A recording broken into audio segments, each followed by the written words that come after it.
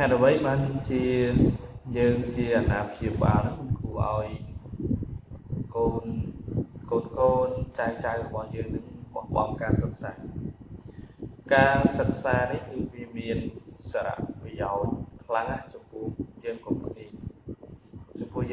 ក៏ដូចជាចំពោះកូនចៅយើងដែរការសិក្សារៀនសូត្រអាចដឹកនាំជីវិតយើងឲ្យដើរទៅលើផ្លូវដ៏ត្រឹមត្រូវទៅលើផ្លូវដែលមានសេចក្តីសុខសុភមង្គលនិងសិរីសួស្តីការបន្តសិក្សារៀនសូត្ររហូតមានចំណេះជំនាញពិតប្រាកដទៅតាមអ្វីដែលខ្លួនឯងស្រឡាញ់អ្វីដែលខ្លួនឯងចង់ធ្វើហ្នឹងគឺអាចដឹកនាំជីវិត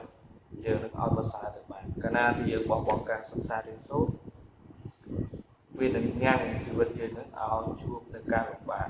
ការសិក្សារៀនសូត្រមានអត្ថប្រយោជន៍ច្រើនណាស់មានដូចជាអាចឲ្យយើងមានចំណេះដឹងនិងចំណេះជំនាញឬក៏វិជ្ជាជីវៈត្រឹមត្រូវអាចបំពេញកិច្ចការងារចូលនៅក្នុងសង្គមនៅក្នុងស្ថាប័នផ្សេងទៅតាមអ្វីដែលយើងចង់បានហើយអាចញ៉ាំងជីវភាពយើងនឹងឲ្យធូរធារហើយជាពិសេសណាអ្នកសិក្សារៀនសូត្រគឺអាចធ្វើឲ្យសង្គមមានស្ថិរភាពធ្វើឲ្យសង្គមជាតិយើងនឹងមានស្ថិរភាពសង្គមជាតិគឺត្រូវការអ្នកមានសមត្ថភាពអ្នករៀនសូត្រអ្នកមានចំណេះដឹងដើម្បីអាចដឹកនាំសង្គមនឹងឲ្យមានស្ថិរភាពនយោបាយក្តីស្ថិរភាពសេដ្ឋកិច្ចក្តីសុខដុមរមណីយកម្មក្តីនៅក្នុងសង្គមគឺត្រូវការអ្នកចេះដឹង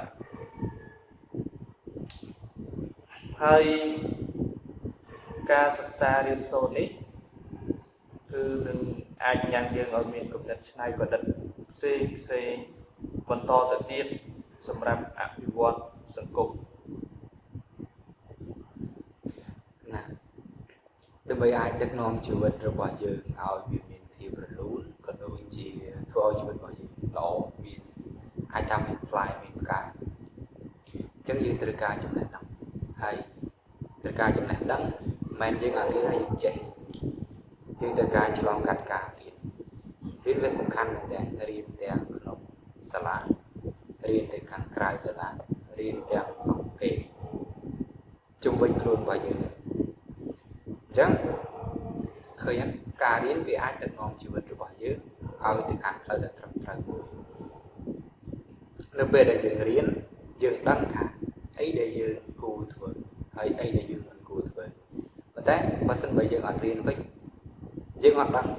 ទេពេលខ្លះយើងអត់ដឹងថាអានឹងខុសទេអានឹងត្រូវទេចេះឃើញវាជាចំណុចចាប់ផ្ដើមមួយថាការរៀនធ្វើឲ្យយើងមានជីវិតដ៏ល្អ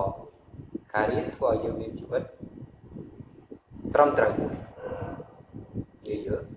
ហើយបន្ទាប់ពីការរៀនមានជីវិតដ៏ត្រឹមត្រូវមួយហើយធ្វើឲ្យយើងអាចមានការងារធ្វើអាចរកការងារបានល្អ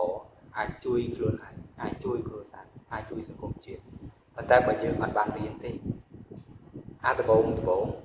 វាស្រួលណាស់ហើយប៉ុន្តែក្រោយទៀតវាលំបាកប៉ុន្តែបើយើង